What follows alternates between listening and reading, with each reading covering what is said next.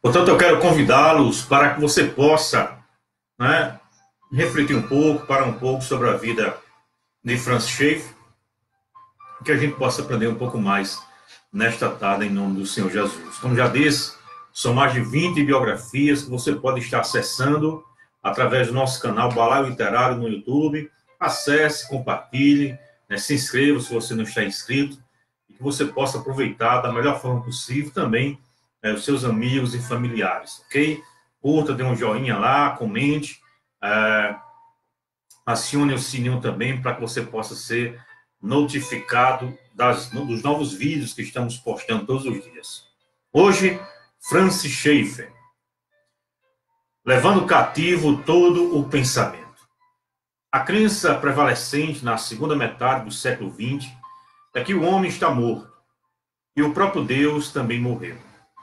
A vida se tornou uma existência sem significado e o homem não passa de uma roda na engrenagem cósmica. O único escape passa por um mundo de vazio existencial, drogas, absurdo, pornografia e loucura. Mas a responsabilidade da igreja não é apenas confessar as doutrinas básicas da fé cristã. É seu dever comunicar essas verdades à sua geração. Cada geração de cristãos se defronta com o problema de aprender como falar ao seu tempo. É um problema que não se pode resolver sem o entendimento do tempo presente, em constante mudança, com que a igreja também se defronta. Para que consigamos comunicar a fé cristã de modo eficiente, portanto, temos de conhecer e entender o pensamento da nossa geração. O ainda atual Francis Schaeffer se tornou um dos principais pensadores evangélicos contemporâneos, porque ele assegurou o título de missionário aos intelectuais, como descrito pela revista Time, em 11 de janeiro de 1960. Francis August Schaeffer nasceu em 30 de janeiro de 1912, em Germantown, Pensilvânia, nos Estados Unidos. Seus pais se chamavam Franz A. Schaeffer III e Bezier Williamson. Em 1930, ele se tornou cristão depois de ler a Bíblia por aproximadamente 6 meses, começando em Gênesis. Casou-se com Edith Seville em 26 de julho de 1935. Edith nascera na China em 3 de novembro de 1914, filha de missionários presbiterianos que serviram na missão para o interior da China, fundada por Hudson Taylor. Ela afirmou depois que se alguém quisesse saber por que Schaeffer se preocupava tanto com a Bíblia, bastaria saber que ele, aos 17 anos de idade, com toda a sua sede de respostas aos questionamentos da vida, começou a descobrir por si mesmo respostas adequadas e completas diretamente na Bíblia. Em setembro de 1937, Schaeffer ingressou no Seminário Teológico Westminster, ligado à Igreja Presbiteriana Ortodoxa, sendo profundamente influenciado pelas aulas de J. Gresham Machen, com sua ênfase na inerrância das Escrituras, e Cornelius Van Til na apologética pressuposicional.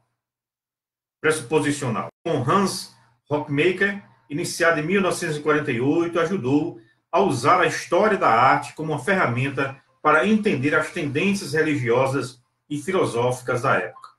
Schaeffer recebeu a graduação no Seminário Teológico Fete, que ele tinha ajudado a fundar depois de uma divisão no Westminster em 1937. Esse seminário presbiteriano estava identificado com o pré-milenismo dispensacional. Foi ordenado em 1938 como pastor da Igreja Presbiteriana Bíblica. Interferenciazinha. Foi ordenado em 1938 como pastor da Igreja Presbiteriana Bíblica e serviu como pastor no Grove City e Chester, na Pensilvânia, e São Luís, no Missouri, durante 10 anos. Em 1954, Schaeffer se uniu à Igreja Presbiteriana Reformada, uma pequena denominação presbiteriana já existente. Após a Segunda Guerra Mundial, em 1947, a família Schaeffer viajou pela Europa para avaliar o estado da igreja por lá, como representante da Junta Independente para Missões Estrangeiras Presbiterianas. Em 1948, Schaeffer se mudou para Lausanne, na Suíça, com Edith e suas 3 filhas para serem missionários. O trabalho deles era principalmente de evangelização de crianças. Em 1949, eles se mudaram para o chalé Les Friends, na aldeia montanhosa de Champéry, na Suíça. No inverno de 1951, Schaeffer entrou numa profunda crise espiritual. Nesse período, ele reconheceu que algo estava bastante errado e buscou reconsiderar com muito cuidado seu compromisso cristão e as prioridades em sua vida. Ele emergiu dessa experiência que chamou de um pequeno vislumbre da glória de Deus, com uma nova certeza sobre sua fé, uma nova ênfase na santificação e na obra do Espírito Santo e uma nova direção para a sua vida, que se desdobraria durante os próximos 4 anos. Em 1953 e 1954, eles viajaram pela região rural dos Estados Unidos, falando sobre espiritualidade cristã. Foram mais de 300 palestras ao longo de 500 dias. Durante esse tempo, Schaeffer apresentou as ideias que cresceram durante sua crise espiritual e que depois se tornaram fundamento para seu importante livro Verdadeira Espiritualidade. Em 1954, eles retornaram a Champéry, na Suíça. Em abril de 1955, a família Schaeffer, com mais um filho, se mudou então para o chalé Les Mélèzes, em Hohenzollern, nos Alpes da Suíça, depois de receber o dinheiro necessário para comprar essa propriedade, numa série de circunstâncias milagrosas. Isso marcou o começo informal da comunidade L'Abri, que significa refúgio em francês. O vilarejo situa-se a 1.000 metros acima do Vale de Rhône, na estrada que vai a um famoso centro de esqui. Na maioria, as pessoas que iam para L'Abri estavam descontentes com suas ideias e buscavam respostas reais às próprias indagações. Havia também muitos evangélicos que iam para lá com desejo de ter mais influência como cristãos na segunda metade do século XX. Por semana, 30 pessoas eram hospedadas na casa, como o chefe disse. Edith e eu nos dedicamos a Deus com um propósito. Não desejávamos iniciar um ministério evangelístico, tampouco o ministério entre jovens, ou para intelectuais, ou na área de dependência de drogas. Nós simplesmente nos oferecemos a Deus e pedimos que Ele nos usasse para demonstrar que Ele continua existindo em nossa geração. Isso é tudo que o L'Abri representa. Foi assim que tudo começou. Em L'Abri viviam jovens de todas as nacionalidades, japonesas, holandesas, africanos, alemães, indianos, ingleses, sul-africanos, americanos, sul-coreanos e muitos outros. Havia também ateus, agnósticos, existencialistas, além de hindus, judeus praticantes e não praticantes, católicos, protestantes liberais, budistas e todos aqueles que receberam influências do existencialismo e relativismo modernos. A partir de 1955, Hockmaker visitou com frequência Rooimans para lecionar e ele levou Schaeffer a Amsterdã, na Holanda, para falar a alunos da Universidade Livre na casa de Hockmaker. Em 1968 foi publicado O Deus que Intervém, o primeiro dos 23 livros que Schaeffer, baseado em conferências realizadas em Wheaton College, nos Estados Unidos, em 1965. Nesse livro, Schaeffer expôs o vazio do pensamento secular e da moderna teologia, mas muito mais do que isso, ofereceu a esperança de que o homem pode encontrar de novo sua verdadeira personalidade e propósito se voltar à palavra vivificadora que Deus nos revelou nas Escrituras. Ainda em 1968, foi lançada A Morte da Razão. Nessa obra, Schaeffer ofereceu um panorama de como a arte e a filosofia têm sido o espelho do dualismo existente no pensamento ocidental desde o Renascimento. No entendimento de Schaeffer, sempre que se divorcia a graça e a natureza, o natural tende a empurrar o sobrenatural para fora, ou a natureza devora a graça. Esse dualismo se expressa no desespero que o homem sente frente ao racional, na sua fuga para o mundo irracional e místico, que é o único que aparentemente oferece alguma esperança. Nas palavras de Schaeffer, hoje toda a nossa geração está presa ao irracionalismo, visto ter se afastado do ensino da palavra de Deus. O desespero em que o homem moderno se encontra, com a consequente ausência de significado, tem origem, de acordo com a descrição de Colin Brown, num racionalismo autônomo, no desejo de ser humano de fazer a si mesmo e sua própria razão o único juiz de tudo. Esse desespero tem suas raízes em um divórcio que se fez entre Deus e a natureza, entre o sobrenatural e o natural. Tal tendência pode ser vista na literatura, na arte, na música, no teatro e no cinema, na televisão e na cultura popular. Em 1970 foi lançada A Igreja no Final do Século XX, obra onde Schaeffer buscou descrever um ambiente social no qual a igreja se encontrava. Como escreve Colin Brown, estas obras devem ser lidas e julgadas por aquilo que são. Não história definitiva do pensamento, mas como ensaios sugestivos e instigantes, onde que Schaeffer passa por cima de aspectos importantes da história da filosofia e algumas vezes suas ideias são sugeridas com mais frequência do que comprovadas, mas muitas obras importantes da história do pensamento têm feito a mesma coisa. Portanto, de acordo com Brown, deve-se concentrar naquilo que é mais importante, a tese principal e não os pormenores do argumento. Em julho de 1974, foi um dos preletores do primeiro Congresso Internacional de Evangelização Mundial em Lausanne, na Suíça, que reuniu 2.700 líderes evangélicos de 150 países.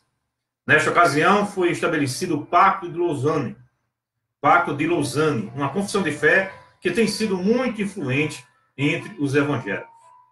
Francis e Edith Schaeffer realizaram em janeiro de 1977 uma série de seminários em 22 cidades nos Estados Unidos e, nesse mesmo ano, Francis ajudou a fundar o Concílio Internacional sobre a Inerrância Bíblica, proferindo a palestra Deus dá ao seu povo uma segunda oportunidade.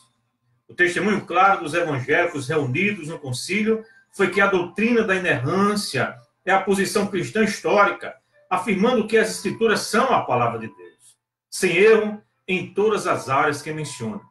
Ele disse em outro texto: é preciso que a Bíblia seja considerada a palavra de Deus em tudo o que ela ensina, tanto em questões de salvação quanto de história e ciência e moralidade.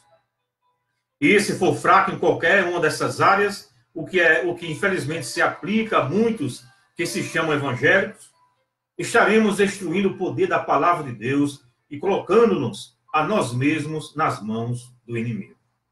As Escrituras são, então, a estrutura de referência, o meio pelo qual o Deus infinito e pessoal, que criou tudo fora de si mesmo, se revela.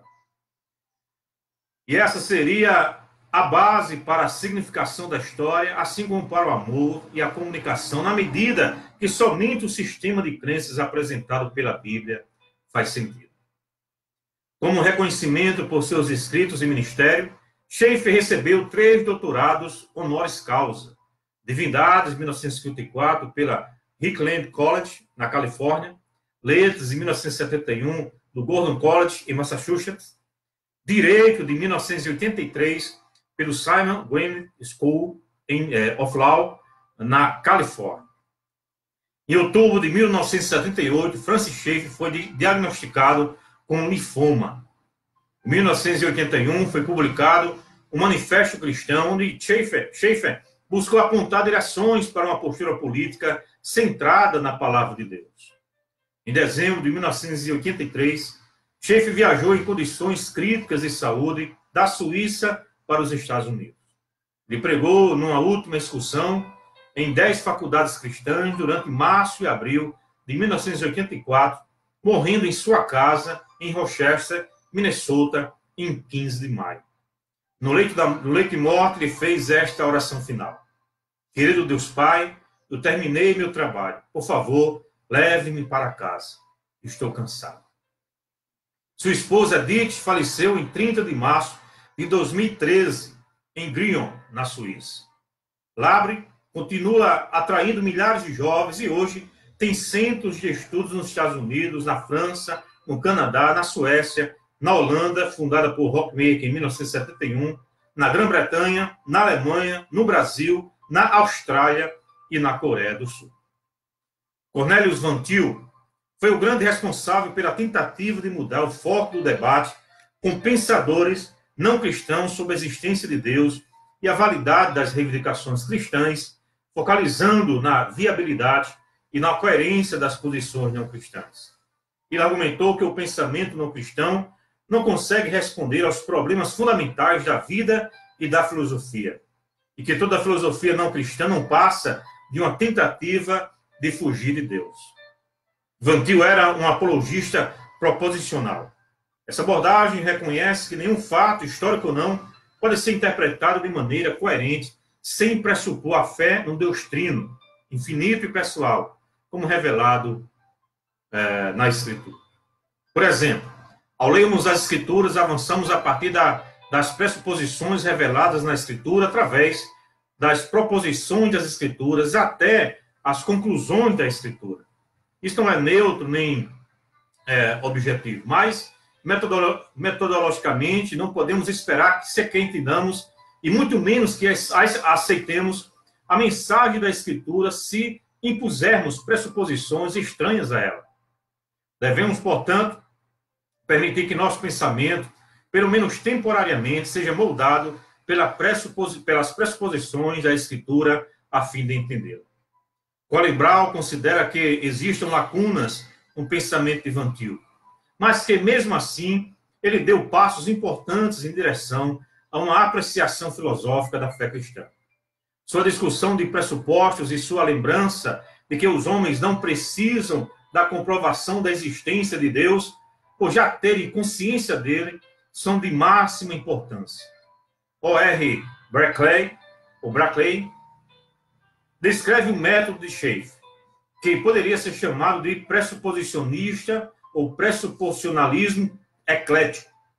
Sua abordagem apologética tem sido descrita como apologética cultural, dando maior destaque à graça comum.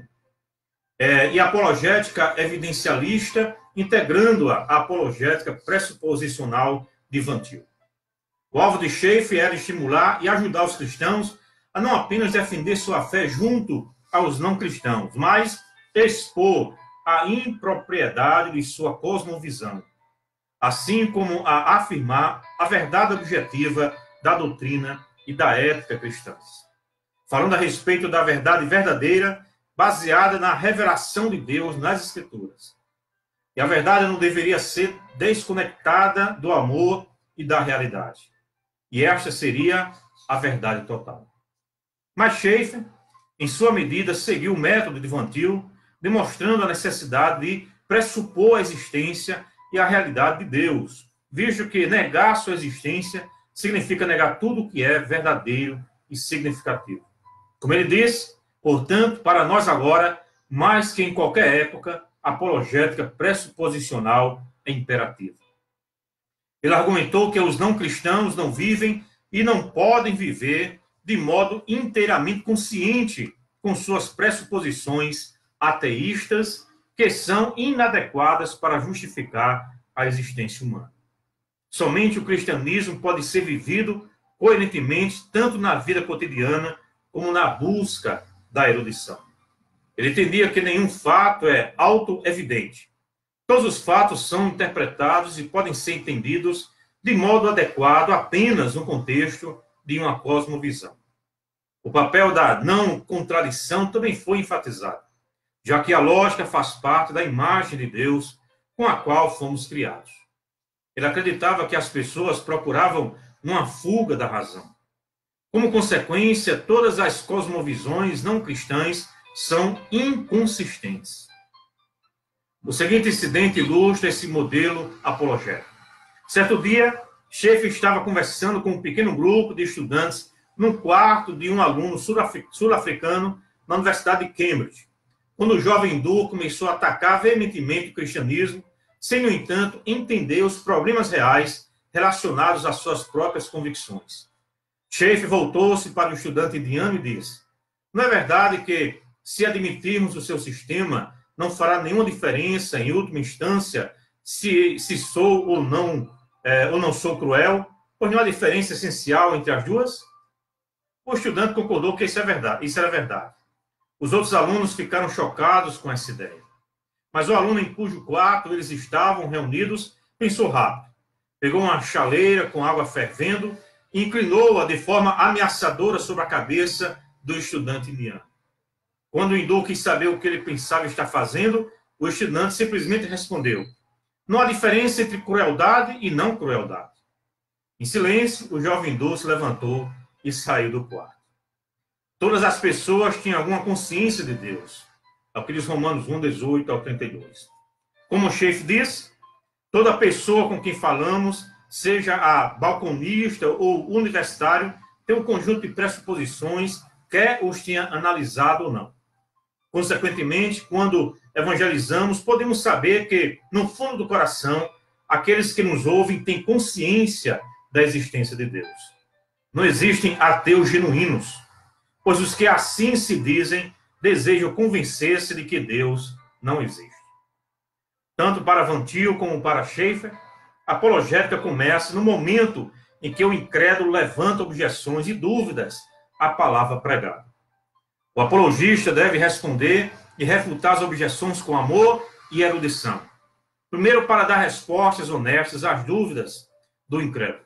E segundo, para evitar que elas atrapalhem a fé dos cristãos.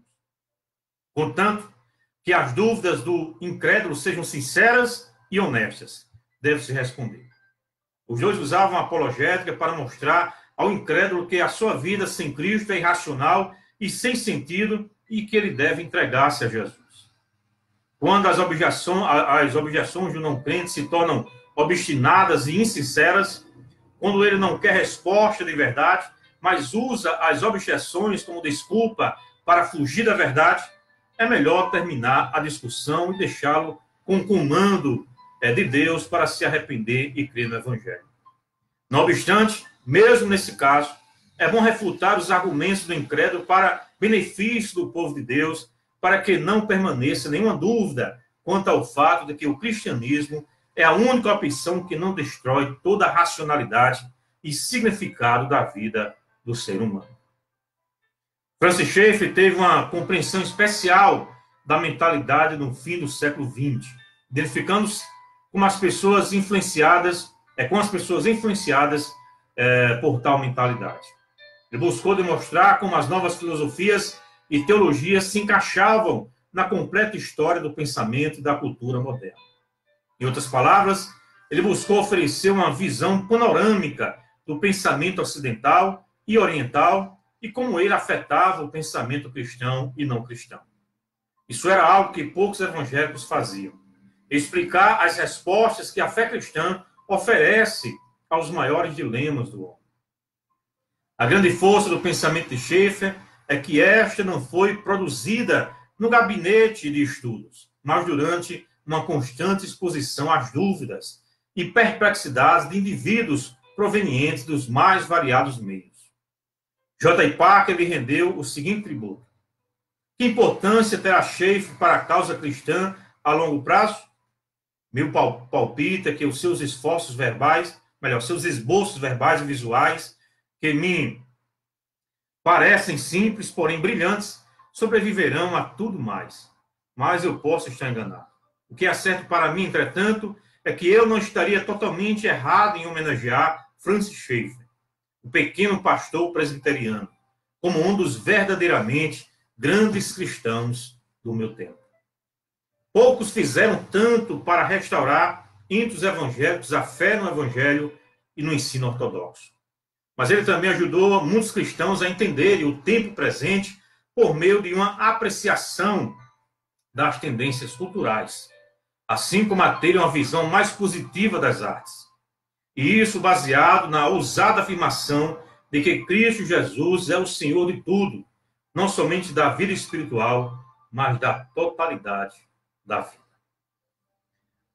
Estamos falando sobre a vida de Francis Schaeffer, um grande né, apologista, escritor, onde ele tentou também trazer para o contexto cristão a questão da arte, a questão da cultura, né, não para que o cristianismo fosse mudado pela cultura, mas para que a cultura fosse influenciada pelo cristianismo.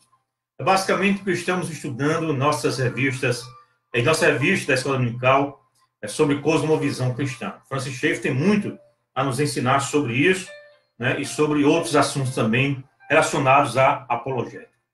Bem, muito obrigado a você que está nos acompanhando na Semana Aparecida, Célio, né, Sônia Maria, Dalva Souza, ali de Santa Cruz, São Francisco de Assis, boa tarde, paz do Senhor a todos, amém, Moacês, Maria Guarabira, Maria Missionária, paz do Senhor, Neuzita, amém, e a Liara, que está conosco. Hoje estamos lendo sobre a vida de Francis Schaeffer, já terminando, né, a questão das biografias. Se você não ouviu nenhuma, se você não assistiu ainda às demais biografias, são mais de 20, está em nosso canal, Balaio Literário. É só você acessar no YouTube, se inscreva, né, curta, ative o sininho para você seja notificado também quando tiver vídeos novos. Hoje já publiquei mais um pequeno vídeo, né, sobre os textos lindos que não podemos esquecer. Hoje foi Mário Quintana, né, dê uma olhadinha lá em nosso canal e compartilhe com seus amigos, comente, curta, tudo isso ajuda o nosso canal no YouTube, Balaio Literário, a crescer. Bem, deixa eu finalizar, tem aqui uma pequena entrevista que foi dada em 2000 por John Scott,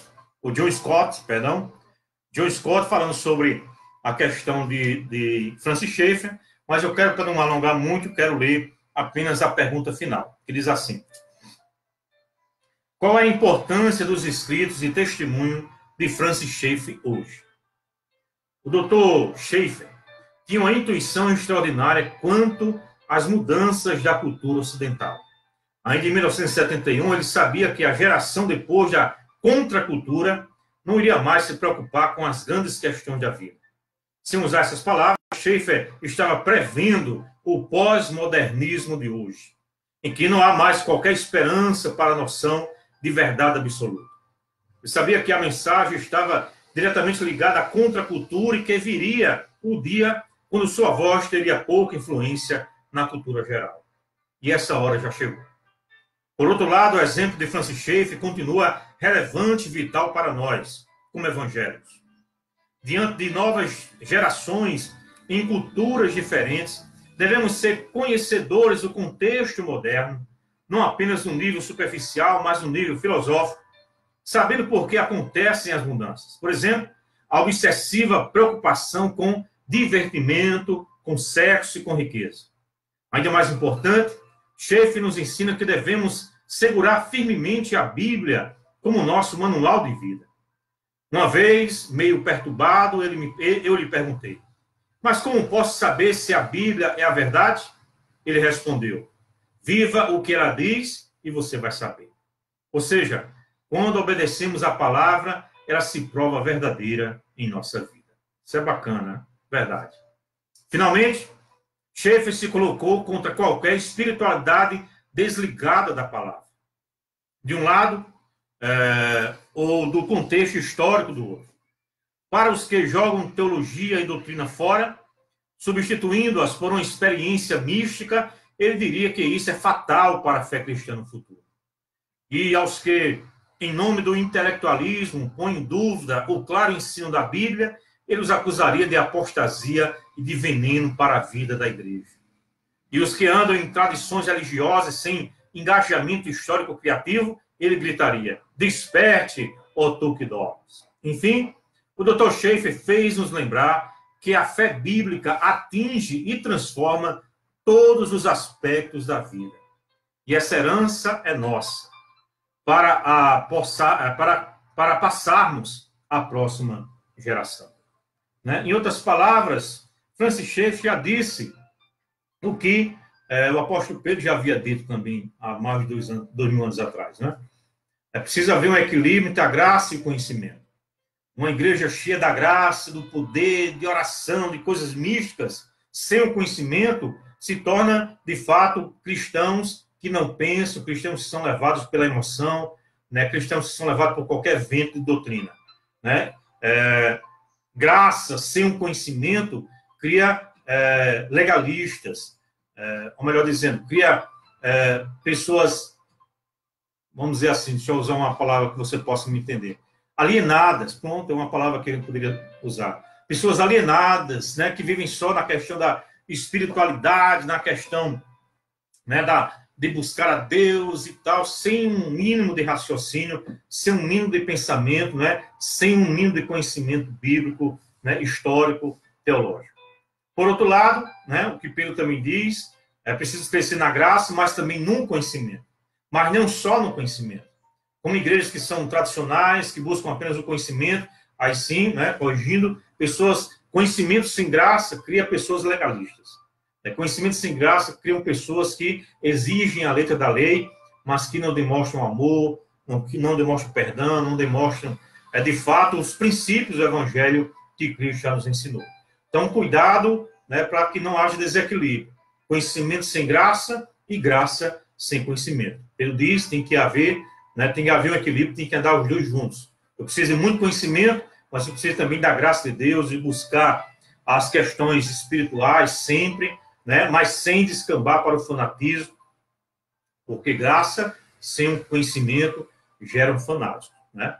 Então, cuidado com isso, e conhecimento sem graça gera legalistas. Infelizmente, as igrejas ou vão para um lado ou vão para o outro.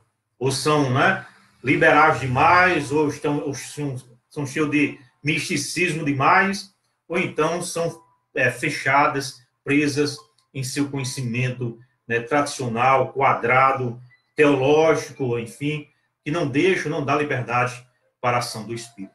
Bem, fica aqui a nossa palavra, que Deus possa abençoar a sua vida. Muito obrigado pela sua companhia nessa tarde, mais uma vez. Este e outros vídeos estão no nosso canal, Balaio Literário. Curta, compartilhe, né, e que a sua vida seja grandemente abençoada. Que Deus nos livre dessa pandemia e que possamos voltar o mais breve possível a nos reunir. Fica aqui, né, a nossa oração, né, nosso agradecimento a todos e que Deus abençoe sua vida grandemente em nome de Jesus. Amanhã, mesmo horário, se Deus assim nos permitir, de 4 às 5 da tarde. Amanhã não sei o que ele trazer, vou pensar e amanhã a gente se encontra, se Deus assim quiser. Pai, muito obrigado por tudo que nós ouvimos nessa tarde. Abençoa os teus filhos grandemente a cada dia. Muito obrigado pela vida de cada um. Fortalece-nos em tua presença e nos livra, Senhor, de todo o mal. Nos ajuda, Senhor, a compreender a tua palavra, a história do cristianismo de forma mais coerente. Que possamos ter esse equilíbrio de graça, de conhecimento para a glória do teu nome. Conhecendo, Deus, as nossas fragilidades, reconhecendo, Senhor, a nossa pequenez e que tudo seja para a glória do teu nome. Ajuda-nos em tudo, é assim que nós te oramos, com corações gratos por tudo, em nome de Jesus. Amém e amém.